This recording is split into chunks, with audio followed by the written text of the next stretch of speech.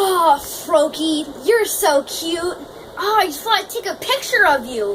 What could I take a picture of it on? My camera's downstairs.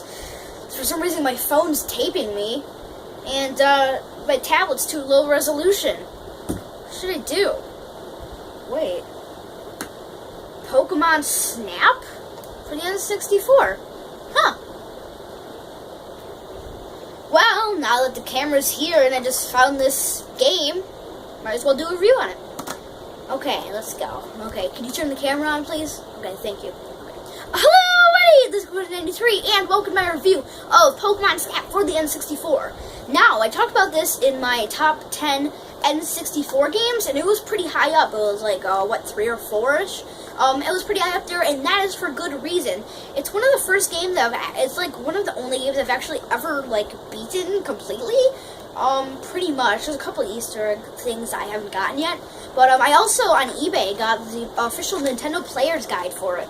It's in pretty good condition, except for some reason the person apparently killed Electrode and, tied Pikachu up. But, it's really cool. It tells you how to get some of the best shots. It tells you all the Pokemon you can see. It's really cool. I suggest getting it. Make sure it has the picture that looks like this on the front, just to make sure it's pure and good. Anyway, so Pokemon Snap is a game on the N64, of course. And it is a Pokemon spin-off game in which you take pictures of Pokemon, which is actually a pretty good idea, and it's kind of a far out there idea, but it was a really good decision by Nintendo to make this game. Now, the only complaint I have is when I'll talk about it in my actual categories and stuff, but I feel there should have been more Pokemon. There were a huge amount of Pokemon. I feel they should have added, I know the N64 has horrible technical limitations, but I feel they could have added one, at least, tiny, stage, and maybe add, I don't even know, they, in some things, they had, Zubat, but not, Golbat, or they had, Pikachu, not Raichu, or Meowth, not Persian, which I didn't really make sense. But anyway, let's get on with the categories. This is gonna be fun. So, anyway, so I got my categories right here, and let's start talking about them.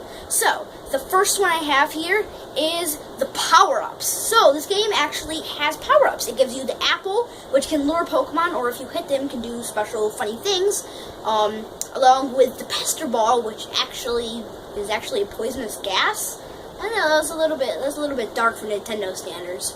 But anyway, it was ridiculous. There's the Pokeflu, which there was 4 different options with the yellow C buttons, which I thought was awesome, and they all made Pokemon take their groove thing. Anyway, and they also had the dash engine, which once you pretty much beat the game, you could speed ahead and speed through the levels to get a perfect shot. And also, sometimes if Pokemon were doing certain things on the track, they maybe would just start doing it if you use the dash engine. But I thought it was actually a really cool touch and a nice idea by Nintendo. So in that regard, I give it a 9 because like I said, I know this is maybe a little bit nitpicky and there's obviously technical limitations, but I feel they could have added maybe one more, even if it was just slightly. Although I thought the choices with Perk were awesome, and like I said, the Dash and Pokeflu were great ideas. Next, there is the amount of choice, which is if you've unlocked the levels, you can go back and play them. There's a bunch of stuff to explore. I thought it was awesome, so that I give it a 10. Next, there is level design, which I'm going to give it an 8. Because they added the, I know, of course, spoilers, beach, volcano, river, they included the mountain area, I don't remember what that was called, and then they added the rainbow place, and I know I forgot one, just don't say anything. Oh yeah, and that, the underground place, never mind. But I feel, once again, technical limitations, they freaking suck, but, they could have added one more, maybe spruced it up a little bit, but I thought what they've done with it already was absolutely amazing. So, next, there is the Hub World, which is, I know, technical limitations, I know, I'll keep coming back to it, I'll stop in a second. But, I feel you could have maybe been a little bit more free in the levels, which I know isn't hub world. But basically, besides that, you can just go to the lab and go to the levels. But you can check some of like your best photos and ones you saved, which I thought was really cool. But I still think that it deserves a 7 because I could have added one more thing. Next, there is the controls, which the controls are awesome. You can easily just press one of the C buttons, A buttons, B buttons immediately. Use what you got to do. Awesome. I think it was a little bit odd when you have to you press down and up, but so many games use that I feel if you play any games at all, then you're probably used to it by now. So with that, I still give it a 10. Next, there's fun, which, I mean, it needs to be pretty fun for it to be on my pretty high in my top 10 N64 list. And I know that's just the 10 N64 games I have, but still, it was still pretty high. It's extremely fun. Like I said, it's kind of like the creativeness is freaking awesome. Like, who would think taking pictures of Pokemon would be like something that you would do? Even though I kind of do it all the time. But anyway, so it's so much fun, and that actually ties in with my next category, atmosphere. The atmosphere is amazing, and atmosphere ties into fun. If there's a bad atmosphere, the game isn't as fun. If you have a 6 atmosphere, then the fun's gonna go from a 9 or 10 down to maybe a 6 or 7.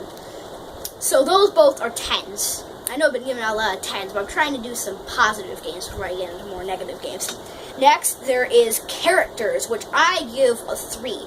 All there is Todd Snap, which I thought was a really cool idea, especially because Todd Snap was in the anime for, 3 or 4 episodes. Once again, I said this in my top 10 N64 games, which I thought was pretty cool. Besides that, there's just him, Professor Oak, maybe have, I don't know, Ash? No, I'm kidding, probably not Ash, but any sort of maybe people fighting that you could take pictures of. And I know a lot of people are being like, well, they should make Pokemon Snap 3D, which I actually agree with. I think this game would be awesome on the 3DS. But anyway, getting off topic here, the characters is a 3. Next, we have creativity and variety, 2 of my favorite sections of all. Creativity and variety are pretty much the same thing, and this is how the game is laid out. So like I said, taking pictures of Pokemon, I mean, who would do that? I mean, who takes pictures of Pokemon? I mean, I can take a picture of you afterwards. Don't worry, Froakie. Anyway, those get those get 10s. Anyway, now finally it's time to grade the entire game together. Drum roll, please. I give this game a solid 9. Like I said, there was a couple things. I know it was kind of nitpicky on the control or the hub world and the power-ups, but I still think that this game is absolutely amazing. If you don't have it already, buy it. It's one of the best Pokemon spin-off games. And that's saying a lot because I have Pokemon Coliseum. So not that one, Pokemon Stadium. Anyway, so thank you for watching this video. If you like me, subscribe, check out my other videos. Froakie wants you to also do this. If you think it's cute, maybe do that too.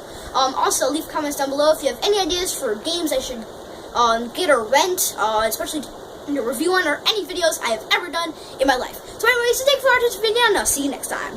Bye!